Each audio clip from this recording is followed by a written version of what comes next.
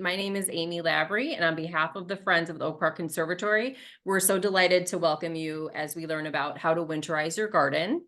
As part of the Friends mission, we want to help educate and inspire gardeners to become more confident in their endeavors. This is the third program of our fall lecture series, and our final program is on November 7th, which will be Grasses and Sedges. So you can watch for a sign up that'll be coming after tonight's talk. Also, I want to mention that on Wednesdays from 1 to 3 p.m., we have the Plant Care Help Desk. It's now available. We have volunteers available to answer questions and even help repot a plant or two at no charge. So please come in, drop in on Wednesdays between 1 to 3. And now it is my great pleasure to introduce our special guest this evening. Jen Suzak is the horticulture supervisor for the Park District of Oak Park, where she oversees 25 properties in Oak Park.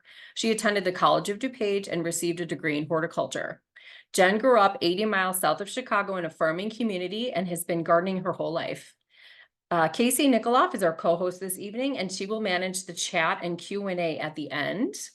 So without further ado, I will turn it over to Jen. Thanks, Amy. Welcome, everybody.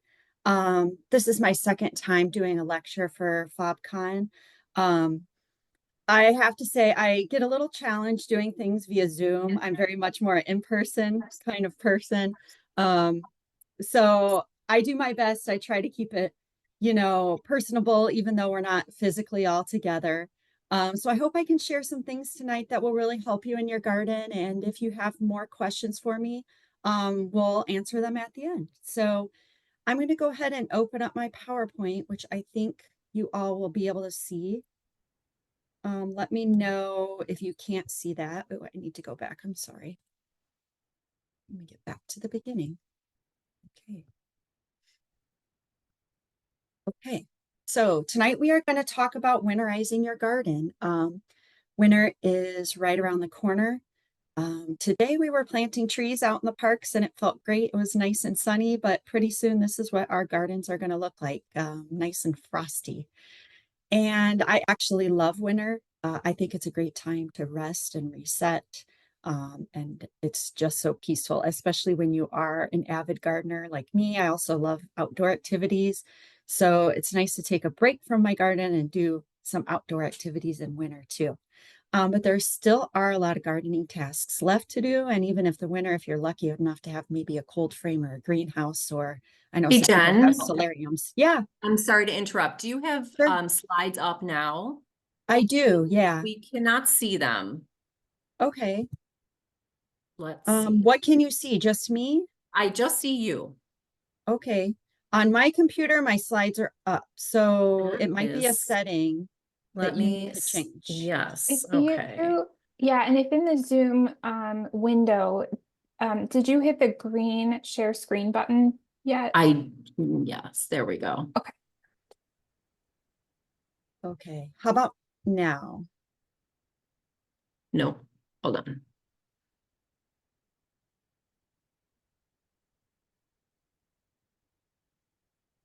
Okay, no, still not seeing. Let's see. There's nothing I would have to click, correct? I don't Yeah. believe so. Yeah, Jen, you'll have to click the green share button screen. Apologies. Oh, I'm sorry. Okay. So sorry, that was on me. No problem. Thank you. Share. There we go. Okay. Now we see it. Thank you. Okay, no problem. Let me get this adjusted a bit. There we go. So now we can all see that. Yes, thank you. Okay, wonderful. Sorry about that. Okay, so winterizing your garden. Take 2. So a little about me. Amy already said quite a bit about me. I've been with the Park District since 2022. Like she said, we take care of 25 parks and facilities all around town. And I love my job. I really do. I mean, my office is at the conservatory. It pretty much can't be beat. And I get to work outside all day, all year round, as much as I can. And like Amy said, I really literally have been gardening my whole life. With my grandparents, I started gardening, planted an orchard with my parents when we were little, always had a garden. and was definitely that nerdy kid in high school that had houseplants in her room. So these are some photos of the things we do around, some things from the last year. A mountain of mulch that we moved, Arbor Day tree planting with the community. So we really do a lot, and I'm really proud of my job. Okay, back to the topic at hand. So a few of the things we're going to talk about tonight and discuss some steps to winterizing. So you could start winterizing your garden now. It's always good to look ahead. I'm the kind of person that wants to winterize at the last minute possible because I want to pick that last tomato, and you never know what could happen. We could get a warm spell, but it's really smart to start right now and start thinking ahead. So we're going to start with talking about protecting your trees and shrubs, ornamental and perennial beds, cannas and dahlias, how to handle those, vegetable beds, proper harvest and storage of your vegetables, herbs, houseplants, lawn care, leaf cleanup, water access, snow removal prep, and tool storage. So first of all, why winterize? Why not just leave your garden as it is? There are steps you could take to protect your plants from the harsh winters that we have here. Although they haven't been as harsh in recent years, but we're still in a cold climate. You preparing your soil for the next growing season. Some of the stuff that you do now in the fall will save you time in the spring so that when it warms up, you're ready to get in there and start planting. It can help in your garden planting. Fall and early winter is a great time to look at what did good this year, assess where do I want to put plants in the spring. You can prevent frost heaving and branch decline on your perennials and trees. You're going to keep your tools and equipment in good condition and be prepared for winter in advance. So you always want to pick plants that are well suited for our climate. We can do as much as we can to protect our plants from snow, ice, and cold weather, but you always want to pick plants that are going to be hardy here. Know our hardiness zone, know your plants. Some species are more delicate than others. Some have variability in salt tolerance. So if they can't tolerate salt, you don't want to plant them by a sidewalk. You want to plant them somewhere else. So these are kind of the first steps in thinking about your plants. Plant evergreens such as yew, hemlock, and arborvitae on the north and northeast side of your buildings or where they're protected. And you could put tender plants on the west or south side of your home, especially if you have a brick home. Okay, so our first main topic here is going to be your trees and shrubs. So all newly planted trees should have 2 to 4 inches of mulch around the base already. Let's say you planted a tree last year, you'll want to go out and look, how's my mulch doing? Did it degrade? Do I have weeds going through it, growing up and around it? Clear the weeds and add a little bit of fresh mulch. And you're going to want to keep watering your trees, especially this year. We went through that drought, late summer, early fall. You're going to water those trees up until the first hard freeze. You can use tree wraps, which you can see there, the white material. You're always going to want to use white, and you're always going to want to remove it in the spring. That's not something you leave on a tree permanently. This can help with cracking and sun scald on especially the thin barked trees. And I listed out the species there of thin barked trees, just a few, most of the ones in these, this is the main group that's going to have thin bark that you're really going to want to protect. That includes cherry, crabapple, honey locust, linden, maple, mountain ash, plum, aspen, and birch. And I know especially like aspens and birch, they are very, very thin. Another thing you can do if you have just planted a small tree, like some of the bare root trees, you can make an enclosure like you can see there at the bottom with chicken wire or any other kind of structure that you have, and you can fill that with leaves. And that's a great way to kind of protect some very tender rooted and tender stemmed trees that you may have just planted. And you do not want to fertilize your trees. And the reason that you don't want to do that, especially this time of year, is if you add like especially a nitrogenous fertilizer, that tree is going to set off new green growth, and that new green growth will not harden off before winter sets in, and that could be damaging to the tree. And you do not want to prune trees until they're dormant for the same reason. This is how to properly mulch your trees. You'll see on the left that we call this kind of the donut shape. So you'll want to leave that hole in the middle, and you do not want any mulch touching the trunk of the tree. So you're going to find your flare roots, which is the first spot where the trunk meets the roots that go out. And that's where you want your mulch to be no higher than that. But you can mound it higher away from the trunk, and that's fine and actually a great thing to do. So that area away from the trunk should be where you have 2 to 4 inches. Right on the trunk should be pretty much down to soil with maybe a thin coating of mulch on top. On the right, we call that volcano mulch. We still see this a lot happening. Landscape companies even do this sometimes. People just aren't educated that this can kill your tree. You're going to be promoting mold and other bad things growing in there, and oxygen isn't getting down to the roots, especially those thin fibrous roots at the top. Okay, so let's talk a little bit about evergreens. Again, do not trim your evergreens in fall and early winter for that reason I said before. They're even more prone to this. They will set off new growth and it will not survive the winter, and then you'll get some browning.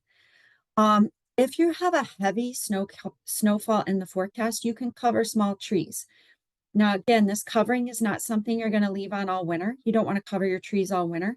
That can actually, the snow can smush the branches and actually cause more harm than good. If you are going to cover them maybe overnight and then go shake off the snow off the blanket in the morning, you can use burlap, canvas, or like an old sheet. And let's say you don't cover our trees, you can shake off the snow gently, but if they're icy, if there's been an ice storm, it's better to just let that ice melt naturally. The picture on the right at the bottom is an arborvitae that has split. Arborvitae and juniper are prone to splitting like that. There's not much you can do to prevent that from happening besides going out and trying to shake those off a little bit if they are really heavy with snow. But again, ice, it could cause that splitting. Now, a new trend is people are buying live Christmas trees to put in their house for Christmas. And then they plant them. So they're potted in soil. They bring the soil in the house, keep the tree alive. And then after Christmas, they go out in their yard and plant it. So if you're wanting to do that, or if you've done that before, you can dig the hole now and store that soil in your garage or basement or somewhere kind of warm. It doesn't have to be super warm like your house. And then after Christmas, the hole's ready to go, because if the ground has frozen, you're not going to be able to plant it until spring, which would also be okay, but it'd be better to get in the ground sooner than later. Again, pruning, why don't we do it in the fall? We're not wanting to set that new growth on any of our plants. We want to wait. Most of our structural pruning we're going to be doing in the dormant months, which is going to be late winter, early spring. So you can prune off dead branches, diseased branches, but anything structural or beyond that, don't do it. If a storm hits, call an arborist.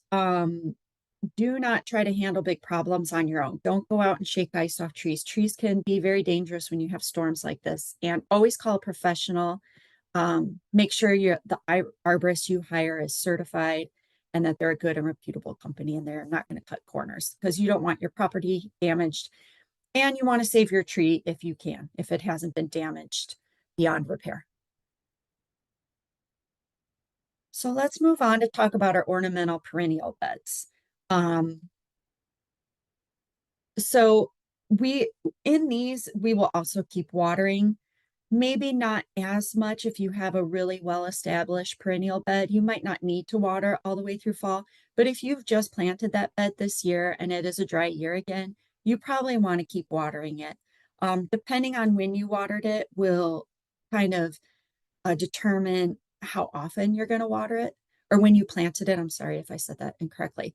The newer it's planted, the more frequently you're going to want to water it, and then you're obviously tapering that off. But if you've planted it in the last month, you probably want to be, and it's dry, you probably want to be watering it once or twice a week. This is a great time to plant your spring blooming bulbs. I didn't go in depth in this. I talked about it last year when I had a fall lecture. But there are various bulbs that will bloom in the spring that you plant this time of year. Tulips, daffodils, narcissi, hyacinths, those are awesome examples. And do not fertilize at this time of year either, for the same reason. You don't want that fresh growth right now. You can cut back all the dead foliage This is kind of to your taste. I don't cut down all the foliage in my garden in the fall. I tend to do it in the spring. Um, but it kind of depends on where your beds are in relation to your house. If they're going to get smushed and be in a walkway for winter, you may want to think about cutting that back. If it's ornamental when the snow falls on it or provides habitat for animals, you may want to think about leaving it. I do. I enjoy a winter garden. I try to think of gardening as 4 seasons. Um, so kind of, use your best judgment and what you value aesthetically. If you want it to be clean and tidy or a little bit messy and natural. You'll want to mulch your beds very heavily. This is a great time of year to add some extra mulch. We mulch a lot in the spring too, but fall is also a good time to do that. You can add any of those I listed there. And that helps with the temperature fluctuations. And that can also help with the frost heaving. If you have a plant that you plant later in the year, um, it, the frost with the expansion and contraction of the water in the soil can make the plant heave out of the soil and come up. And then in spring, if the ground's a little cold, it doesn't necessarily settle back in. And that can be a problem for certain kinds of plants. This is also a great time of year to prep areas for new beds next year. Let's say you want to expand your garden. You can see in the bottom right, we have some tarps that have been laid out. That's a great thing to do right now. You can leave that all winter and into the spring, and all the grass or whatever you're trying to kill underneath there will be done and dead. And hopefully all of the seed bank that's in there will die as well. That's usually the biggest problem, is the seed bank. But this is a great thing to do this time of year. So dahlias and cannas, these are not perennial here. They grow outside. Some people think of them as perennial. But you have to dig them out and store them for next year. And the process is similar for both. So on the left, we have the cannas, they're rhizomatous, and the dahlias on the right, they have tuberous roots. They're both beautiful plants, but they require a lot of work. So after the first frost is best, but not when the soil is frozen. So you want to find that time after we've had a frost, but we're not yet frozen yet, and you can still get out there and work in the soil. So your first step is you're going to be to cut back all the foliage, and the roots can cure in the ground. That's going to be almost similar to how you cure like storing a potato. It's going to get a bit of a thicker skin and be able to last through the winter. Using a fork to remove the roots is the best thing you can do, because it's going to go right around them, let that soil come out. And then you'll want to find a ventilated place where the soil can dry, so that you can kind of crumble that soil off. And then you're going to put them in peat moss crates, boxes, or bags in a cool, dry, ventilated area over winter until next spring when you're ready to plant them again. This can be like maybe your basement is usually a good spot. Now moving on to your vegetable garden. Mine right now is kind of petering out. I'm still getting tomatoes. I still have some herbs. My fall veggies did not do great this year. I did not get good germination on my seeds. So I'm pretty much putting mine to bed this year. I think I'm going to call it quits and get back into it in spring. But usually I do have quite a bit of stuff still happening right now. So hopefully you guys do too. So before you close the garden for good, you're going to want to harvest and store all your vegetables properly. You want to get as much as you can from all the things that you put such hard work and love into. This is a great time to plant garlic, especially if you have some plants that you've taken out and you're already done with those. You're going to want to clear all the old plant debris out of everything that's done. And you can add compost, leaves, or manure to your soil right now. And that's so great because over winter, the freeze and thaw will break that down and all the nutrients will go right into your soil. Certain cole crops you can overwinter. Cole crops are your brassicas, like your cabbage, broccoli, cauliflower, Brussels sprouts. Sometimes those will make it all winter, kale too, a little bit. And then you can extend your season by growing those. In the bottom, a guy has a cold frame there that can really extend your season if you could build one of those, or like a high tunnel in the right. And I think she has some cold frames in the back too. I mean, if you had something like that, you could probably still be doing vegetables until like December, probably, or beyond. depending on your setup or how well you do it. And then planting a cover crop. Cover crops are great. They call it a green manure. They add great nutrients to your soil, especially for your vegetables. So harvesting your vegetables. So I have some of the hardy vegetables listed up there. Those are the things that'll last pretty good into the winter. And maybe resprout in the spring if you leave them, if you decide to do so. Semi-hardy, those are a little bit more delicate. And then root veg are for storage. If you grew these, carrot, turnip, parsnip, and obviously potatoes. These are the things that you're going to want to handle properly. You're going to want to harden them off so that they do last, especially the potatoes. Or dry, like in the other picture, you see garlic and onion. To store that, you need to dry it properly and make sure it's in proper storage as well. If you're lucky enough to have a place to store all that properly, then that's a wonderful thing to do. And then you're eating from your own garden pretty much all year round. Cover crop. So if you've decided, I'm done with my garden, kind of where I'm at right now this year. I've harvested all I want. I don't want to do a winter crop. You can do a cover crop. You could also interplant this if you were going to continue with some of your cold weather crops. You want to be sure it's a seed blend for fall planting. So there are different seed providers that sell mixes and blends that are specific for cover crops. And so it'll say right on the package, fall, spring. Those are usually the only 2 times that you would do a cover crop. Winter rye, field peas, ryegrass, crimson clover, and hairy vetch are good species. And like I said, they'll help add to your soil structure. They'll add wonderful nutrients. So you plant this, you can leave it all winter and it will die back somewhat. And then in the spring, you can just till it in or use a fork, depending on your method of gardening. Some people till, some people don't. Either way, it's going to be great for your garden. Fairly inexpensive, adds wonderful things to your soil, and is a wonderful thing for gardeners to do. Okay, so let's talk about the herb garden. Herbs are sometimes planted in ornamental beds and sometimes with vegetables, sometimes in pots. Sage, oregano, thyme, chives, and lavender are all perennial. Oregano, you can cover it. It can be a little tender. That will help boost it along if you cover it. You could put like maybe a thicker layer of leaves or mulch over that. So this time of year is great to harvest and dry all your herbs for winter use. So you can see at the top, you can harvest them and wrap them in, whatever you have, like jute, twine, even sometimes twisty ties, and then let them dry. You can also bring your potted plants inside, like rosemary. That's a great one to bring inside and keep cutting. Basil too, I didn't put that one, but really any herb that you had outside in a pot, you can go ahead and bring in. Or replant next year if you had it in the ground, if it's not perennial. And parsley is biennial. So, and with rosemary, if you do have it outside, you don't want to bring it in, you can also just dry it as well. So either way, fresh or dried is really lovely. Okay, so next topic is houseplants. So I do this, and I think a lot of other people do as well. They take their houseplants to live outside for the summer.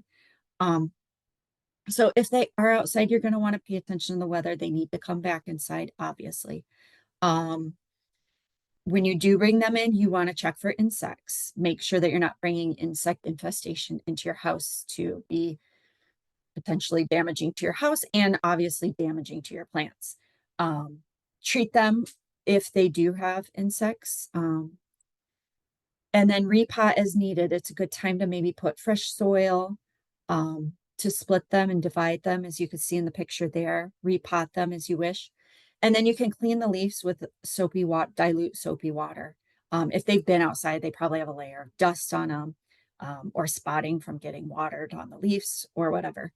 And you can also fertilize them when you bring them in as well. I'm not an avid houseplant person. I have a few. It's not my area of specialty, as most of you probably know, but I think everyone benefits from having houseplants. They clean the air in your home, and as gardeners, we have to have some plants to look at and touch in winter, and especially in our homes. So taking care of houseplants is a good way to kind of get that all year round, hands-on stuff. Okay, lawn care. I'm also not an avid lawn person. I didn't study turf at school, but I do have a lawn at home, and I do know a bit about taking care of it at home and just through some of my collaborations at the park district. So you're going to want to increase your mower height to about 4 inches. You want your lawn a little bit tall for the last cut. You don't want it too short. If you have leaves, you can just mulch them right into the lawn. That's a great fertilizer for your lawn. You can also aerate. You could get a product like the thing on the left that just puts holes in your lawn and lets oxygen go down into the soil. You could also hire someone to do that. They have machines that will come and do that. Fertilize if needed. If you are a green lawn person and you like your perfect green lawn, fertilizer could help with that. And another thing you can do is make paths to avoid foot traffic. So if people cut across your lawn a lot, this would be a good time to make a path, especially before snow comes, and you don't want people pushing the snow into your lawn and damaging it over the winter. Or if there is no snow and the grass is short, they might be kind of eroding the turf away. And then when you shovel snow or snow blow later this winter, don't put huge giant mounds of snow on your lawn. That can cause a lot of pressure to the grass that's directly underneath and can cause a lot of damage. And if that has salt, you're kind of concentrating that salt in that one spot. So kind of have, a pile here, a pile there, spread it out a little bit. Leaf cleanup. So something that we'll be doing probably in the next few weeks is leaf cleanup. Do we leave the leaves? Do we clean them up? Where do they go? What do we do? There are a lot of benefits to leaving the leaves in your yard. The tree that they fell from, evolved to live with those leaves underneath. So it's a good idea to leave those. It's not a good idea to leave whole wet leaves on your lawn or your garden beds, because that can kind of smother out the plants underneath of it. So it's always a good idea to cut them up somehow, or mulch them somehow. And whether you do that in the fall or the spring, that's up to you. I actually do a lot of it in the spring just because I'm kind of busy in the fall. I'm busy in the spring too. What am I saying? But either way, you want to be sure that stuff's chopped up before your garden is ready to sprout next year, especially on your ornamental beds. One thing you'll always want to remove is diseased plant material. So if leaves fell from a tree and they didn't fall because it's fall, if they fell because that tree has a problem, you want to get rid of those leaves. You want to be sure you're not spreading any kind of like fungal infection, or possibly, I wouldn't say insects as much aren't really going to spread that way, but you definitely want to get rid of that. So your options is yard waste. If your municipality collects yard waste, you can compost them at home, or again, if your municipality offers that. Mulch, lawn amendment. And then, like I just said, you're going to want to shred those up into smaller pieces. So let's talk about how you do that. Actually, before we talk about that, let's talk about the benefits of leaf mulch, and then I'll tell you how you can make your own leaf mulch. So what you see in the picture there is someone spreading leaf mulch onto their ornamental perennial beds. These leaves, just like when you mulch them into your yard or put them in your vegetable garden, they're going to add a lot of nutrients to your soil and also add soil structure. It'll insulate from temperature extremes. That's just like any mulch does. These break down really easily. So on the when we talk about mulch breaking down, if we're spending a lot of money on mulch, we don't necessarily want it to break down. We want it to last and look good. But this is also low cost and easy to make at home. So it breaks down easily. It's going to provide those nutrients to your soil, and you can replenish it easily. You probably have an endless supply of leaves that you can make more leaf mulch with. It's very light and easy to work with. If you've ever spread chipped mulch, wood chip mulch, it's kind of a tedious task. Leaves are a little bit easier. They're a little bit easier to move around. I think that they provide a really beautiful natural look to the garden versus the wood chips.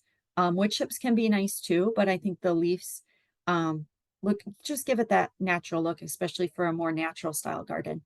And they have no additives or colors. Some of the wood chip mulches that you'll buy at the store have coloration added to it, especially like that red color, dark brown. So ways to make your mulch. You can get a mulching mower if you want to put your leaf mulch right on your lawn. A mulching mower will do that. It's got special blades inside that cut it up really small, and it will spread it out. A leaf blower is such a handy tool to have as a homeowner. You can use it in so many ways. I mean, blowing leaves is just like one of the things you can use it for. A chipper shredder. I really would love to get one of these for my house. You can make mulch out of sticks in your yard, leaves, any kind of yard debris. Stick it in there, mulch. You know, you could do your whole garden, your whole yard. It would be awesome. I thought I had another slide about how to make leaf mulch, but I guess that I didn't. I'm sorry. But really, these are the main ways. Oh, there's another goofy one where people put all the leaves into like a garbage bin and then they put their weed whacker in there to kind of chop them up that way. That's another kind of like homespun way you can do that. But yeah, these are the best ways, and that chipper shredder, amazing. Okay, irrigation and hoses. So if you have an external hose to your house, you're going to want to turn it off and you can cover it. This prevents any kind of freezing in your pipes. You can get the little simple styrofoam covers, at Home Depot for a couple of bucks. So make sure your water is off and cover it. I recommend that. Why not? Why not take the extra step and protect your home? So any hoses outside, you're going to want to drain all the water out of those, and you're going to want to coil them up in a nice circle. And I am very bad at that. I get frustrated by heavy hoses and I tend to just go, oh, whatever. But if you want your hose to be tidy, last a long time, coil it up, take that time, and then put it away in a climate controlled area if you have it. If not, at least in your garage. This just, the rubber and plastics in there, instead of freezing and thawing all year, they kind of have a little bit of a steadier temperature. They're just going to last longer. If you have irrigation, you're going to want to shut off the water to that and drain the lines. Depending on what irrigation you have, maybe it's something simple that you installed, maybe a professional installed it. If a professional installed it, you're probably going to want to call a professional to winterize your system.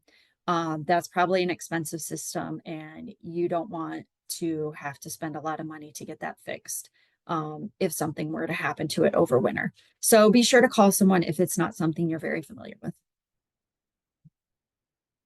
So prep for winter before it arrives. Be ready. Could get snow. I mean, it's October, so we could get snow next week. Are you ready? I'm not. So let me read this and follow this advice, my own advice. Do your snowblower checklist. Do you have gas? Does it start? Are the blades ready to go? Does the thing spin? Try it out before the snow comes, because if we get a heavy one and you're not ready, you're going to be very sad. And also, do you have one? Do you want one? Because, when winter comes and everybody runs to the store, sometimes they're already sold out. So try to be sure you have what you need, especially if you're not able to shovel. Some people really can't handle shoveling snow. So you want to be ready because that snow is heavy and you have to be careful. Shovels, check your shovels from last year. When spring comes, we're like, yeah, forget about winter. And we just put our snow shovels to the side, but get them out now, put them by your door, put them somewhere easy to find, make sure they are not broken and cracked. And then get some eco-friendly ice melt. I recommend eco-friendly ice melt. It's good for our gardens. It's good for our pets. A lot of plants are sensitive to salt, and we know in Chicago, our streets are salted enough. We have a lot of salt. Try to get this if you can. Or, if you're not somewhere you need to spread salt, maybe you don't need to, or any ice melt. So use it judiciously and try to be respectful of our environment and not overuse it. Tool storage. We want to use these tools for a long time. They cost a lot of money. So clean out your lawnmower. Don't just put it away all gunky. Clean it off. Check the blades. Maybe sharpen them now versus waiting till next year. Or if you're going to take them to a shop, maybe take it now before they're really busy in the spring, because I bet nobody's having their lawnmower fixed, going into winter.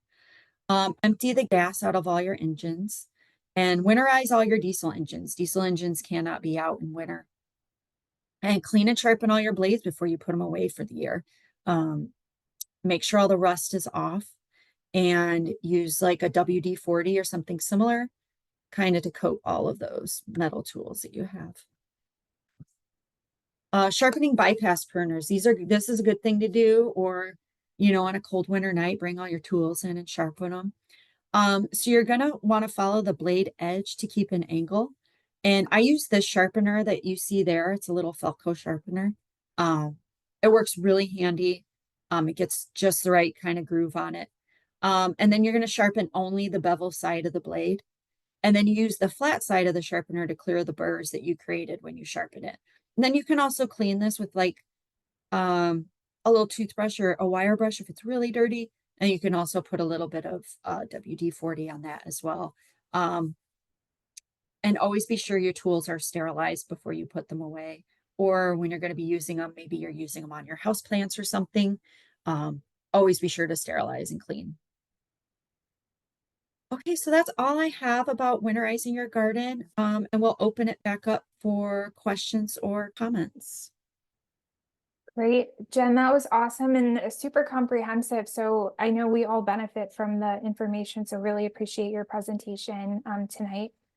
We actually just have one question in the chat right now. So folks, if you haven't if you have a question, if you haven't added it to the chat yet, now's your time to do so. So we'll go to Leda's question.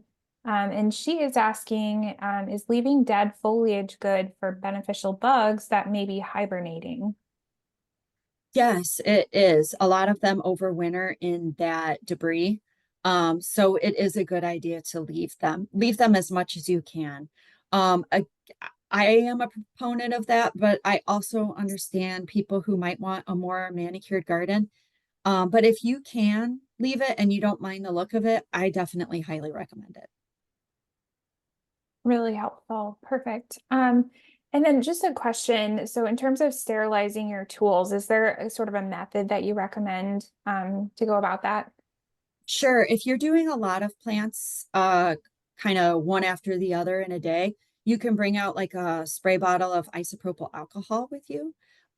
If you're kind of done for the day and you're like, oh, I really didn't do that, or you only did one plant, even a little soapy water, as long as you go back and dry your tools off really well, because not everybody has, isopropyl alcohol around their house. Sure.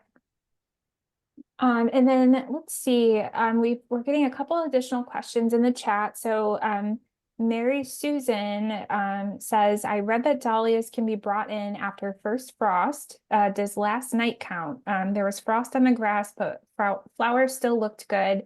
Hers are potted. Can she keep them potted over winter? So bringing the dahlias inside in a pot. I don't know about that actually. I'm not sure. It seems like it would work, but I don't know that much about dahlias. And then some plants need like like a sort of like a life cycle of a cold. They might need to go through that cold dormant period to resprout again. Some plants are like that. Dahlias might be one of them. I just don't know it off the top of my head. Appreciate it. And then Nancy is asking, do hydrangeas get cut down in the spring? It depends on the kind of hydrangea. And this one always stumps me and gets me confused. So my recommendation would be find out what hydrangea you have and then Google that answer because they are different. There are some that you cut back in the fall and there are some that you cut back in the spring.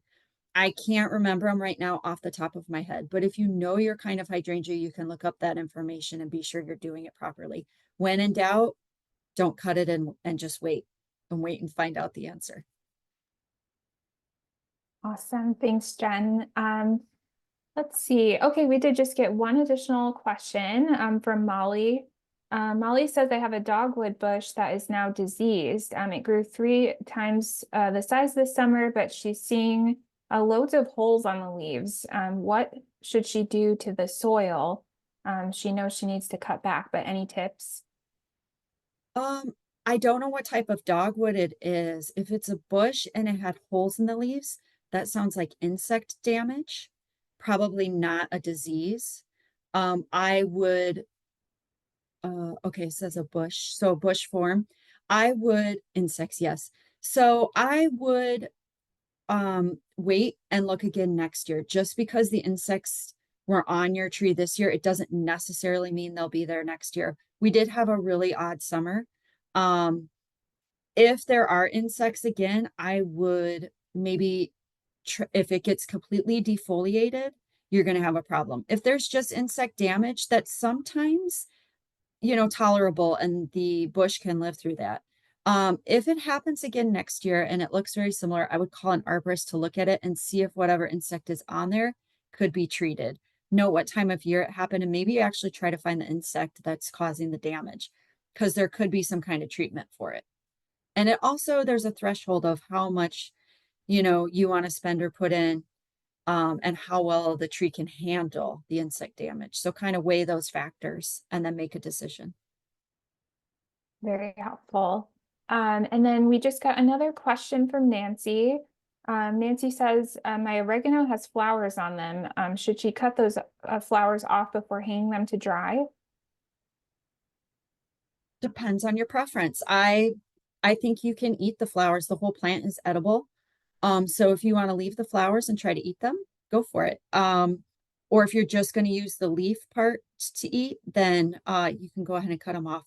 But I don't think it'll affect the end product in any way. Perfect. And then appreciate all of the questions, folks. I know we're getting a couple in the chat added. So I think there might be one more this time. I'm just looking for it. I just lost it. Okay, so Betsy said, I got yellow asters or some virus in various plants that I pulled. Is there anything I can do to amend the soil or a cover crop to fix the soil over the winter? What was the type of plant? An aster? A yellow aster. Yellow aster. And it was diseased or? It sounds like there's a virus or some type of a virus in the yellow Oh. asters. Okay, so it depends on the type of virus. Generally, viruses live in the soil. Oh, the virus is called yellow asters.